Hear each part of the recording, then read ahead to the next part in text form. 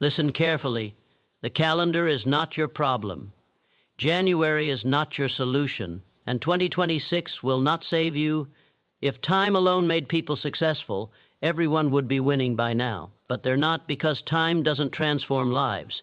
Decisions do. Right now, millions of people are telling themselves the same comfortable lie. Next year, I'll change. That sentence has buried more dreams than failure ever did. Let me be clear, if you don't change now, you won't change later. Clarity of purpose beats motivation every time. Motivation is loud, emotional, and temporary.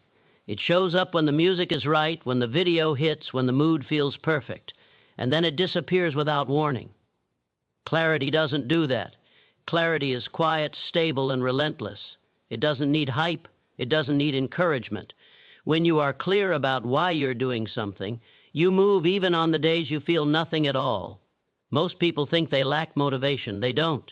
What they lack is direction. They wake up every day with energy, but no aim.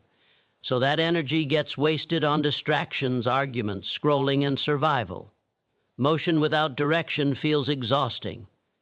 That's why so many people are tired despite doing nothing meaningful. Clarity removes internal resistance. When you know exactly what you're building and why it matters, you don't negotiate with yourself every morning. You don't ask, should I? You ask, what's next? Confusion drains more energy than hard work ever will. Look closely at people who are consistent. They are not always inspired. They are not always confident, but they are always clear.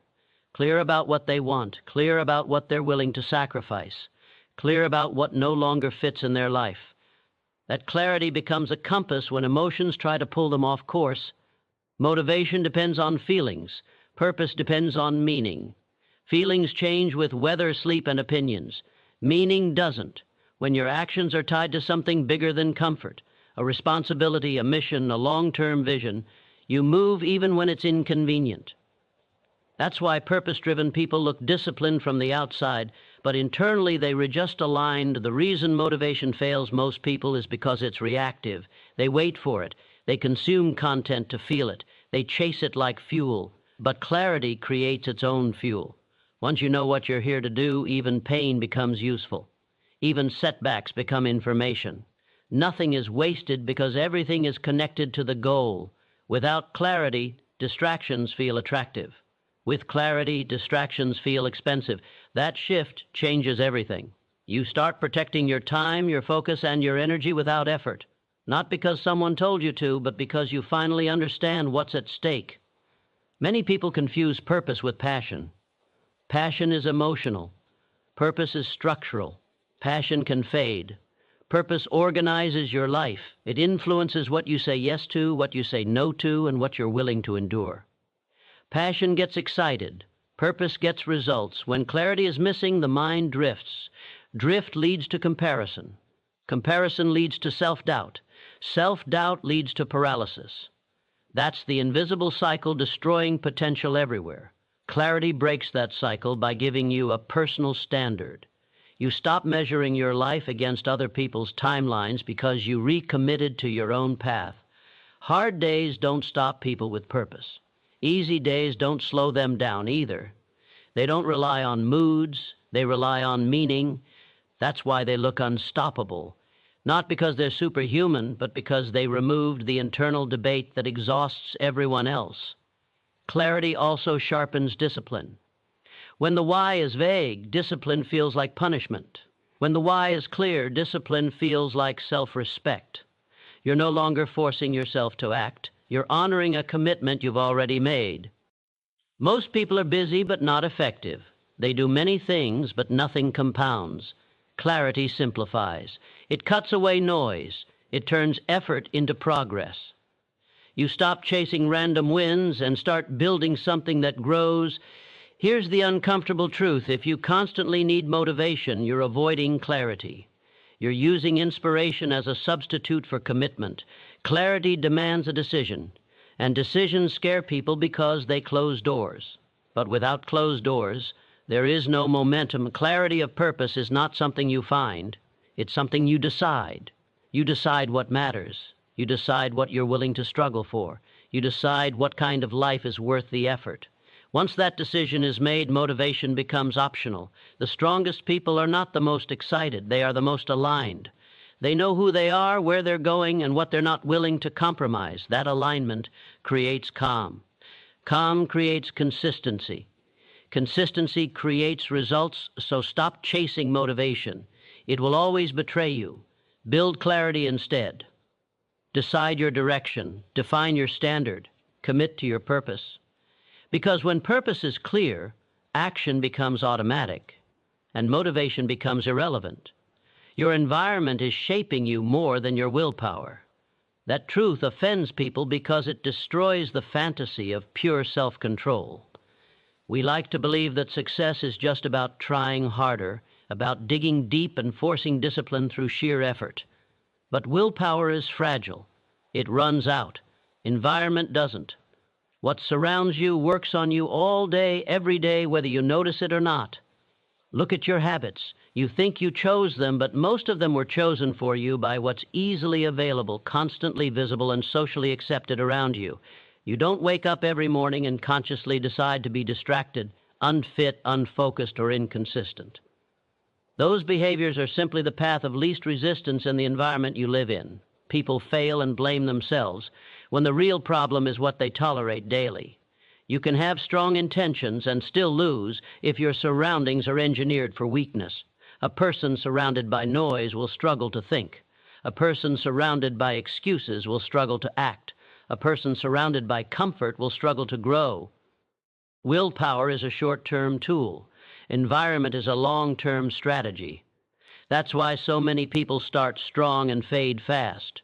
They rely on emotion instead of structure. They expect discipline to save them in a setting that constantly pulls them in the opposite direction. Notice how behavior changes when the environment changes. Put a focused person in chaos long enough and they lose clarity. Put a distracted person in structure long enough and they gain discipline.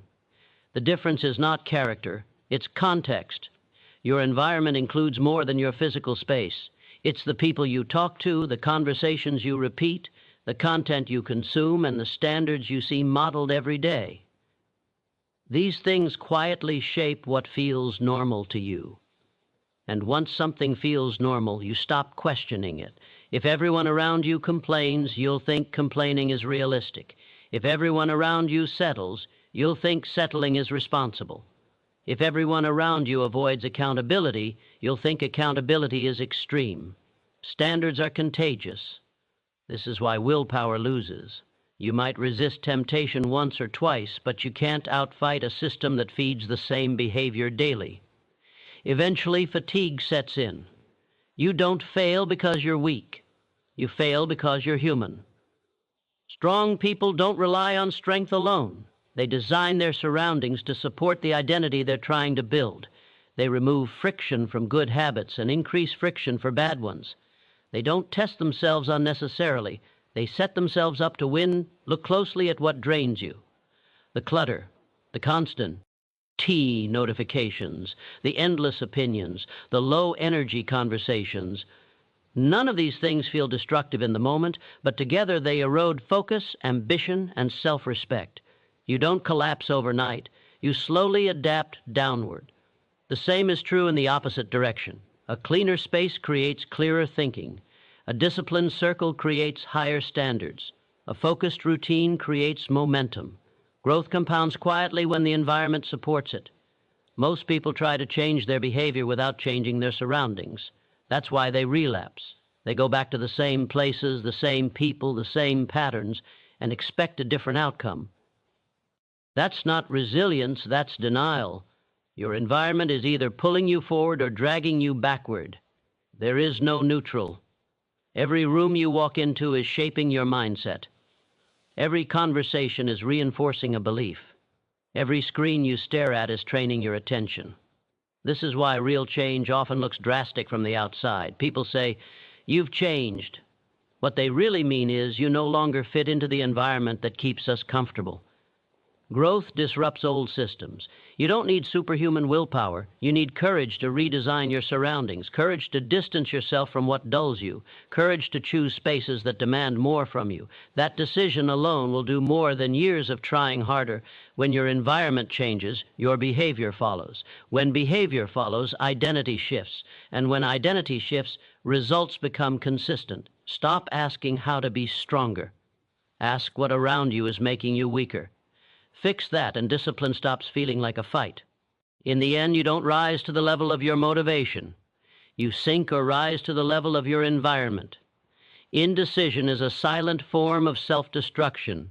It doesn't announce itself like failure. It doesn't feel dramatic.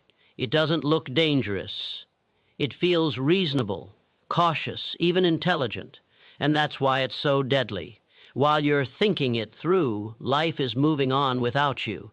While you're waiting for certainty, opportunities are closing quietly. Nothing explodes. Nothing collapses. You just wake up one day and realize years are gone and nothing has changed. Indecision keeps you busy but going nowhere. You research, you plan, you weigh options, you imagine outcomes. You tell yourself you're being responsible. In reality, you're avoiding commitment. Because commitment is uncomfortable. Commitment removes escape routes. Commitment exposes you to the risk of being wrong. Most people aren't afraid of failure. They're afraid of choosing. Choosing means ownership. It means you can no longer blame confusion, timing, or circumstances. Once you decide, the results, good or bad, belong to you. That level of responsibility scares people more than losing ever could. Indecision creates the illusion of safety. As long as you don't choose, you can't lose. But you also can't win. You remain suspended between what you want and what you have, slowly eroding your confidence. Every time you delay a decision, you train yourself to doubt your own judgment. Over time, that doubt becomes your identity. A divided mind is an exhausted mind. When you don't decide, you replay the same questions over and over. You live in mental loops. Should I stay or leave, start or wait, commit or keep options open? That constant negotiation drains more energy than decisive action ever will. Decisive people are not fearless. They're tired of drifting. They understand that clarity comes after commitment, not before it. Most people are waiting to feel certain before they act. Certainty doesn't come first. Movement does. Indecision also has a cost that's hard to see in the moment. It lowers your standards. When you stay undecided too long, you start accepting less growth, less honesty, less challenge, just to avoid disruption. What once felt unacceptable slowly becomes normal. That's how potential dies quietly. Time doesn't pause while you think. Life doesn't wait for you to feel ready. The world rewards motion, not hesitation. Even a wrong decision moves you forward because it teaches you something. Indecision teaches you nothing except how to stay stuck. Look at people who seemed confident. Confidence didn't come from always choosing correctly. It came from choosing repeatedly. Each decision strengthened their ability to trust themselves. Self-trust is built through action, not contemplation. When you don't decide, you let others decide for you. Circumstances choose. Habits choose. Comfort chooses. And comfort always chooses the smallest life possible. You don't need to sabotage yourself actively. Indecision will do it for you, slowly and politely. There is no such thing as the perfect decision. There is only a decision you commit to and make work. Most regret doesn't come from choosing wrong. It comes from never choosing at all. Regret feeds on hesitation. Decisiveness creates momentum. Momentum creates clarity. Clarity sharpens direction. Direction builds power. All of it starts with a choice, not a guarantee. A choice. Waiting feels safe, but it's a trap. The longer you wait, the harder it becomes to move. Comfort grows roots, fear gains arguments, and your future self pays the price for your present hesitation. At some point, you have to stop gathering information and start gathering results. You have to accept that uncertainty is the price of progress. No decision means no growth. No growth means decay. Indecision is not neutral, it is a choice. And it always chooses against you. Decide, even if it's uncomfortable, even if it's imperfect.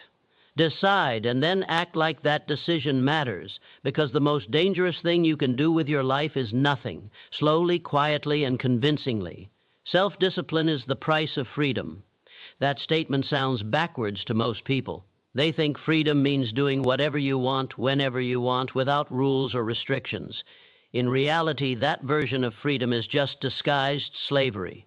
Slavery to impulse, mood, comfort, and circumstance. Real freedom is the ability to choose what matters most over what feels good now. And that ability is built only through discipline. Look closely at people who claim they want freedom, financial freedom, time freedom, mental freedom. Then look at how they live. Late nights, scattered focus, emotional decisions, inconsistent effort. That lifestyle doesn't lead to freedom. It creates dependency. Dependency on motivation, dependency on others, dependency on luck. Discipline is not punishment. It's self-respect in action. It's deciding in advance how you will behave so you don't have to negotiate with yourself when temptation shows up. The undisciplined life feels easy today but becomes brutally hard later. The disciplined life feels hard today but becomes incredibly easy later. That's the trade most people refuse to make. Without discipline, your time controls you. Notifications dictate your attention. Emotions dictate your reactions. Other people dictate your priorities. You call that freedom because no one is forcing you, but everything is influencing you. Freedom without structure is chaos. Discipline creates structure, and structure creates space. When your habits are solid, your mind is clear. When your routines are consistent, your decisions become simpler. You stop wasting energy on small choices and save it for things that actually move your life forward. People resist discipline because they associate it with restriction. But discipline doesn't take from you, it gives to you. It gives you confidence because you trust yourself. It gives you momentum because you show up even when it's uncomfortable. It gives you options because you're prepared when opportunities appear. Every form of freedom you admire in others is built on unseen discipline. Physical freedom is built on training and restraint.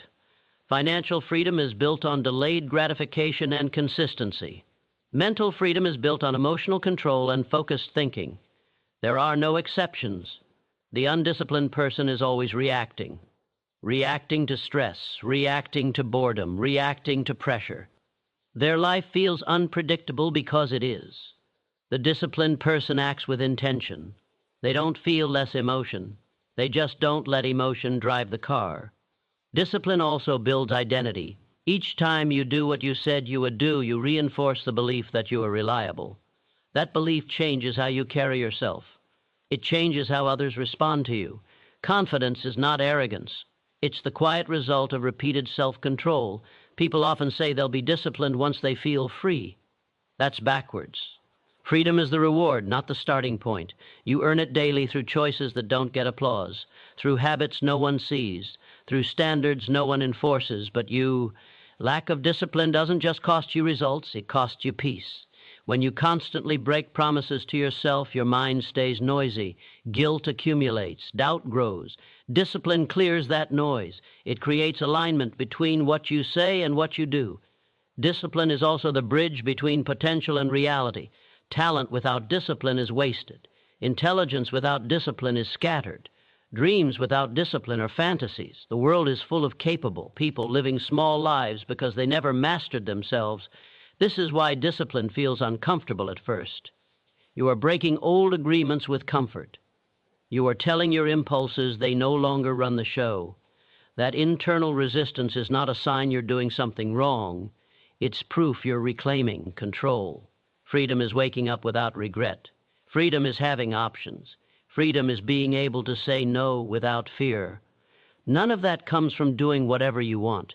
It comes from doing what you decided matters most, consistently.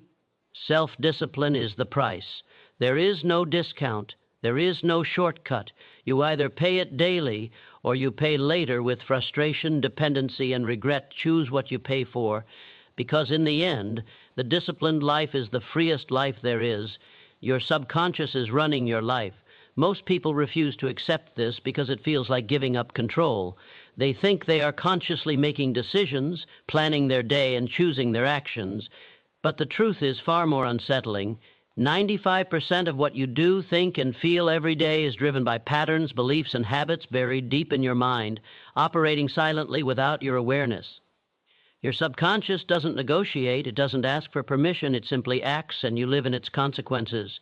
Every thought you repeat, every idea you entertain, every story you tell yourself becomes a command to your subconscious. It doesn't question whether the command is good, bad, logical, or irrational. It executes it relentlessly. If you repeatedly tell yourself, "I'm not good enough," your subconscious becomes your executioner. It shapes behavior, limits effort, and programs failure. On the other hand, if you condition it to expect excellence, your subconscious becomes your ally, guiding your actions toward results you consciously desire but cannot sustain through sheer willpower. This is why motivation is overrated. Motivation is fleeting, it lives in the conscious mind. But your subconscious is the engine. It determines your habits, your focus, your resilience.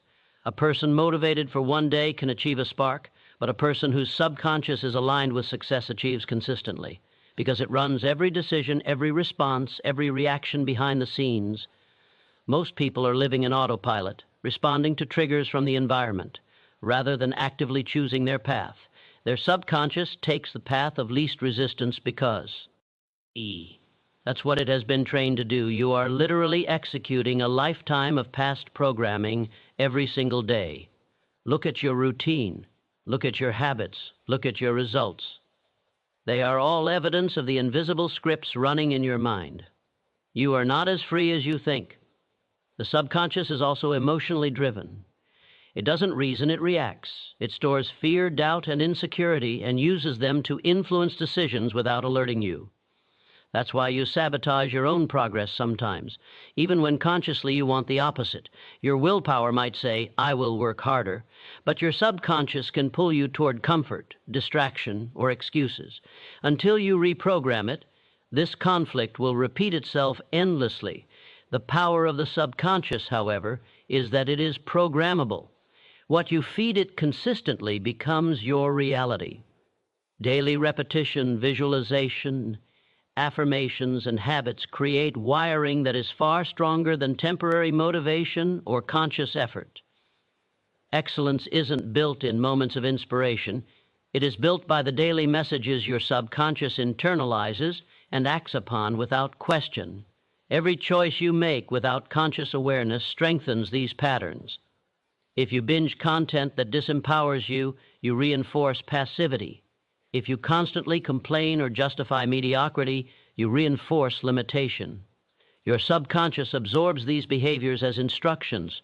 It doesn't care if you intend to do better later. Instructions are instructions. It follows them faithfully. Success requires mastery over this invisible operator. You cannot rely on willpower alone because it is finite. You cannot rely on motivation because it fluctuates. You must intentionally feed your subconscious thoughts, beliefs, and routines that align with the life you want. This is not optional. If you do nothing, it will continue to run the show, and you will continue to live a life shaped by whatever has been unconsciously reinforced until now. This is also why self-discipline feels easier for some people than others. The disciplined person has subconsciously built standards and habits that automatically guide their actions. They don't force themselves to act every day. They act because their subconscious is trained to execute excellence. Their mind runs on autopilot toward results, not excuses. Most people underestimate how much of life is controlled beneath awareness. They blame circumstance, luck, or other people. In reality, their subconscious patterns determined how they responded to every circumstance, how they interpreted luck, and how they allowed others to influence them. Change is not external first, it begins internally. Reprogramming the subconscious rewires the entire operating system of your life. The challenge is brutal. Your subconscious resists change initially. Old habits are comfortable. Old fears are familiar. But that resistance is temporary. Every repetition of a new, empowering belief, every consistent action aligned with purpose, every deliberate thought you nurture, strengthens new wiring until it becomes the default. Then what once required effort flows automatically. You are no longer fighting yourself. You are finally running with yourself. Understand this clearly. The subconscious doesn't care about excuses, regrets, or rationalizations. It executes faithfully, without debate. The question is, what instructions are you giving it right now? Are you feeding it limitation, fear, and passivity, or are you feeding it clarity, strength, and purpose? This is the battlefield most people ignore. You can't see it, but it defines every visible outcome in your life. To take control of your life, you must master this unseen force. You must consciously decide what your mind will believe, what habits it will reinforce, and what routines it will follow. Feed it greatness daily, and it will execute greatness tirelessly. Ignore it, and it will execute mediocrity relentlessly. Your subconscious is not neutral. It is your silent ruler. And until you take command of it, you are living a life dictated by programming you may not even be aware of. The moment you take control of what runs under the surface, you stop reacting. You start creating. You stop drifting. You start winning. This is the harsh truth. Your results are not random. They are subconscious decisions playing out in reality. Change those decisions at their root, and you change everything.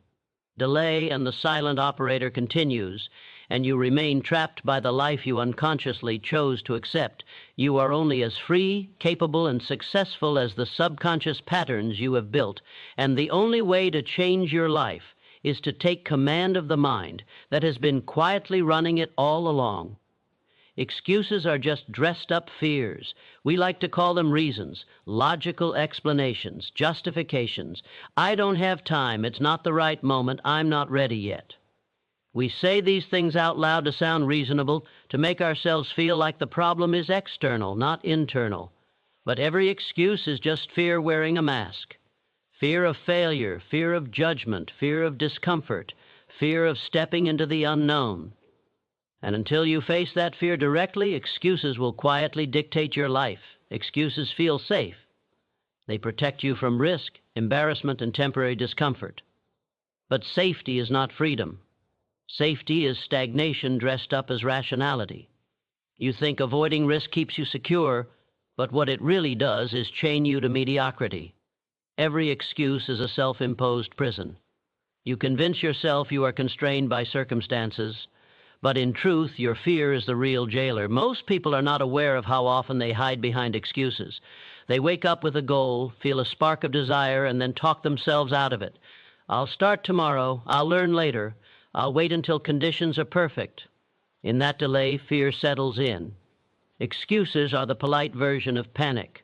They let you postpone action while preserving your ego. You feel justified, not trapped, but you are trapped nonetheless.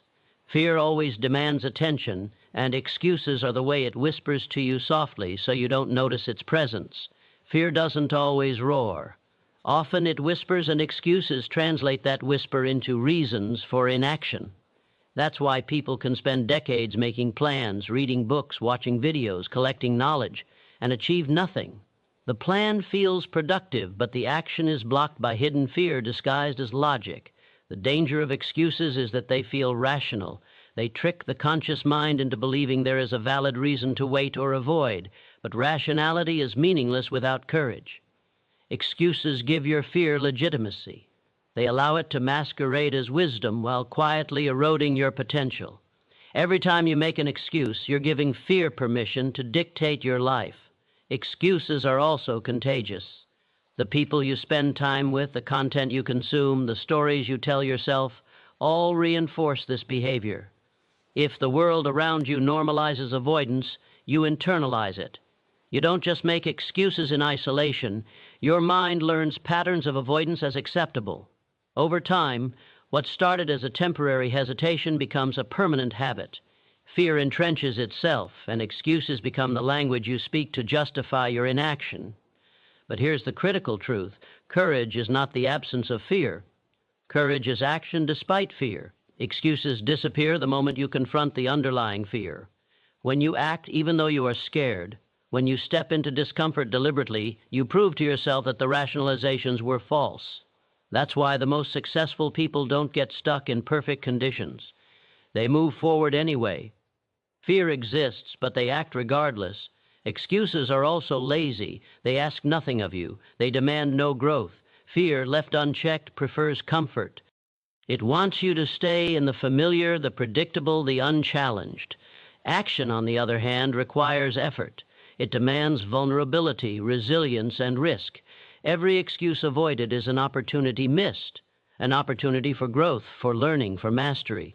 Excuses are the silent thief of time. Years pass, and people believe they've been working toward their dreams while they've only been rehearsing them. They call themselves preparing, while fear pretends to be reason. When opportunity finally knocks, the habit of excuse-making makes them hesitate, delay, and ultimately fail to act. That's why regret is so common. It doesn't come from failure, it comes from inaction disguised as prudence. Breaking free from excuses starts with brutal honesty. You must look at every reason you give yourself and ask, am I afraid? Identify the fear behind the excuse. Name it. See it clearly. Fear loses power when confronted. Excuses lose credibility when stripped of the mask. Once fear is acknowledged, action becomes inevitable. The act of facing fear transforms excuses into fuel for progress rather than chains of stagnation. Fear wants comfort. Fear wants delay. Fear wants invisibility. Action wants exposure. Action wants growth. You can't serve both at once. Every excuse is a choice, the choice to serve fear. Every decisive action is a choice to serve courage. The people who achieve extraordinary results are not fearless. They are fearless enough to act when excuses whisper lies in their ear. Remember, excuses never solve anything. They never create results. They only preserve illusion. Every goal delayed, every dream postponed, every promise to yourself ignored, that's fear talking wrapped in polite words. When you stop believing excuses, you stop giving fear authority. You reclaim control. You finally live according to your intentions, not your limitations. Excuses are dressed up fears. Recognize them, name them, confront them, and then act anyway, because action is the only antidote. Without it, fear wins. With it, fear becomes irrelevant. The life you desire will never come to you while excuses are running the show. Act. Now, association determines elevation. It's harsh but true. The people you surround yourself with, the conversations you participate in, the habits you observe daily, they are shaping who you become far more than your intentions, your motivation, or even your natural talent. You might think your environment is secondary to your ambition, but it is, in fact, the scaffolding on which success or mediocrity is built. You rise or fall not in isolation, but in the company you keep. Every day you are influenced, whether consciously or unconsciously, by the people and systems around you. If you spend your time with those who complain, make excuses, and settle, you will absorb that mindset. It will seep into your decisions, your standards, and even your self-image. You may think you are independent, that your will is strong, that your goals are your own, but repeated exposure to low standards will quietly erode your ambition until you accept less than you are capable of achieving. Conversely, if you associate with high achievers, relentless doers, and disciplined thinkers, their standards become contagious. Their energy influences your mindset. Their habits challenge your routines. Their achievements remind you what is possible. You start to think bigger, act bolder, and hold yourself accountable to a level you never could alone. Elevation is not about inspiration alone. It is about osmosis. Absorbing excellence through proximity, association also determines the opportunities that come your way. People you know, respect, and influence are often the gatekeepers to growth. They introduce ideas, provide accountability, and open doors. If your network is stagnant, your growth is automatically limited. It doesn't matter how smart, talented, or motivated you are, the wrong associations will put invisible barriers in your path. You can only rise to the level of the circle that surrounds you. Look closely at your closest contacts. Who do you share your ideas with? Who challenges your thinking? Who demands more from you than comfort? These relationships are not neutral. They are forces that pull you up or drag you down. Elevation is not a solo journey. Rarely does a person achieve extraordinary results completely alone. They do it in an ecosystem that reinforces their standards, stretches their abilities, and refuses to accept mediocrity. The problem is most people underestimate this. They chase skills, certifications, and resources while ignoring the influence of association. They think they can outsmart the effects of a toxic circle. You cannot. People do not rise by rejecting influence, they rise by carefully selecting it. Your daily interactions, even the ones you consider trivial, accumulate over time. They determine your thinking, your ambition, your focus, and ultimately your results. Association is not only about people, it is about information. What you read, watch, and listen to becomes part of your internal dialogue. Social media, podcasts, news, and entertainment subtly define your standards, your fears, and your expectations. If your mental diet is low quality, your thinking will be low quality. If your informational associations are elevating, your mind will rise. The principle is the same. You become the average of the influences you consume most consistently. Breaking free from limiting associations requires courage. You must distance yourself from relationships, environments, and content that no longer serve your growth. That is uncomfortable because human beings are social creatures. We crave acceptance. But the discomfort is temporary. The elevation it enables is permanent. Most people choose comfort over growth, and that is why they plateau. Success is uncomfortable.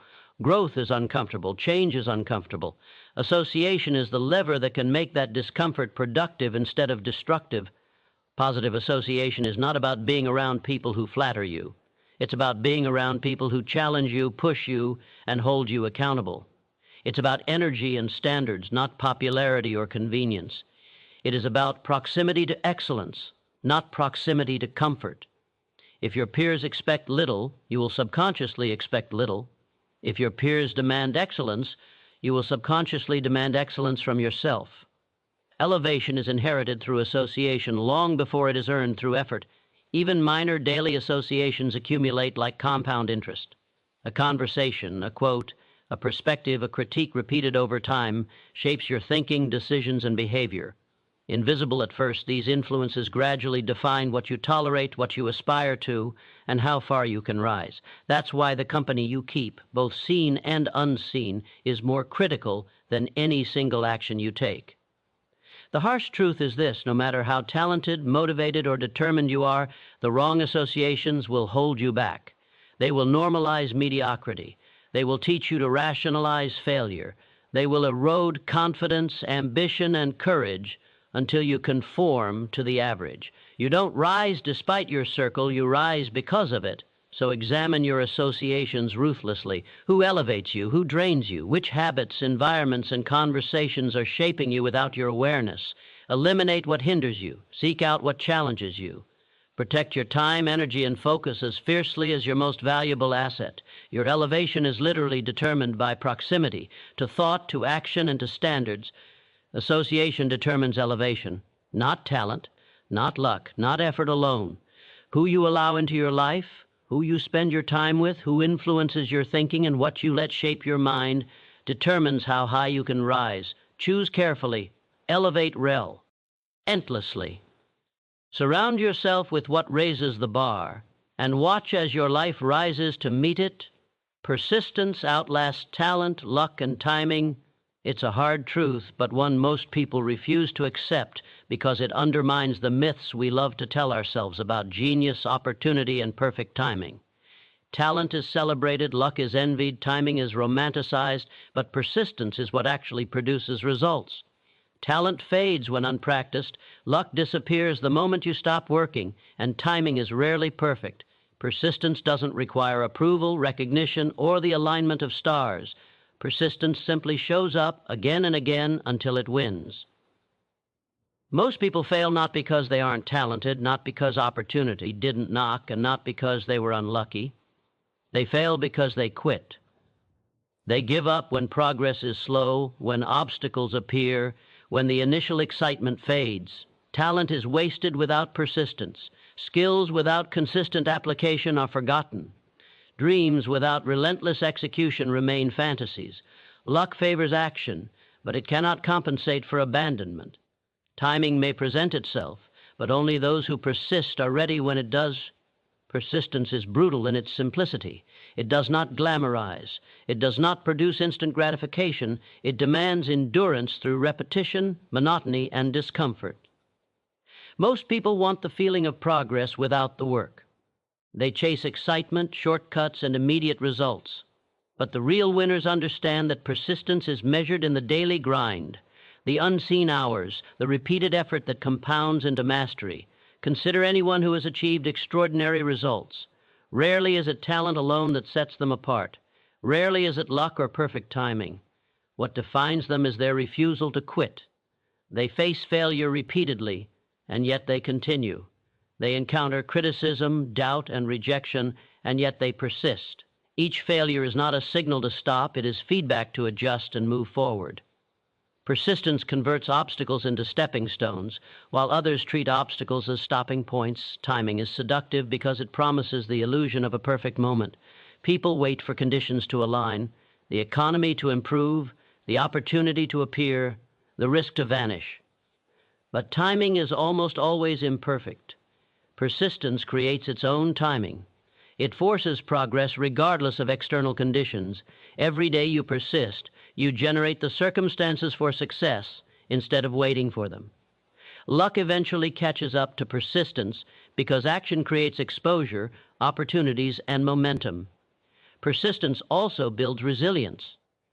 Talent can open doors, but persistence teaches you to walk through them when they resist. Talent can impress, but persistence sustains. Talent can create initial results, but only persistence produces longevity. Talent is fragile and easily outpaced. Persistence is relentless and cumulative.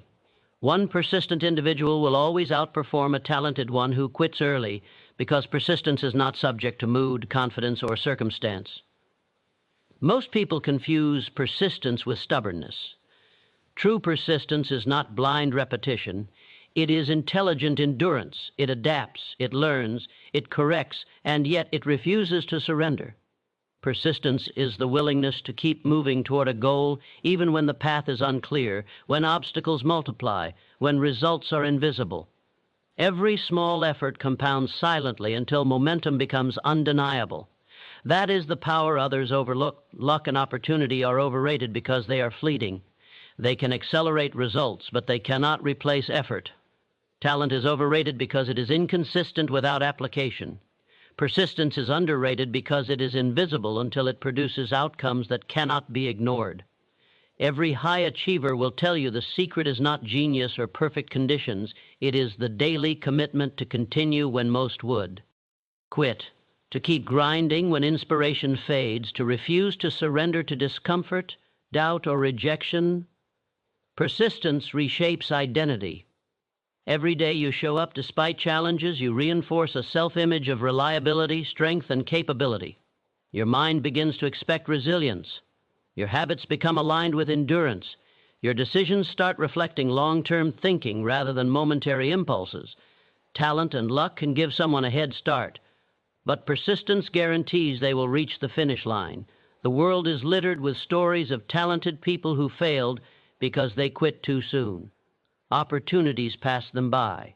They waited for perfect timing, relied on their ability alone, or hoped for luck. Meanwhile, persistent individuals, not the most talented, not the luckiest, not perfectly timed, outlast them all. Persistence doesn't care if conditions are fair or favorable. It doesn't care if recognition is delayed or critics scoff. Persistence simply moves, adapts, and endures. If you want results that last, you must cultivate persistence as your weapon. You must train your mind to refuse surrender, your body to endure repetition, and your spirit to embrace discomfort as necessary fuel. Persistence is not a feeling, it is a decision, a commitment to keep going even when every signal tells you to stop. The moment you quit, talent becomes useless, luck evaporates, and timing becomes irrelevant. The moment you persist, all three can work in your favor, but they are not required. Remember this, persistence doesn't guarantee instant success. It guarantees progress.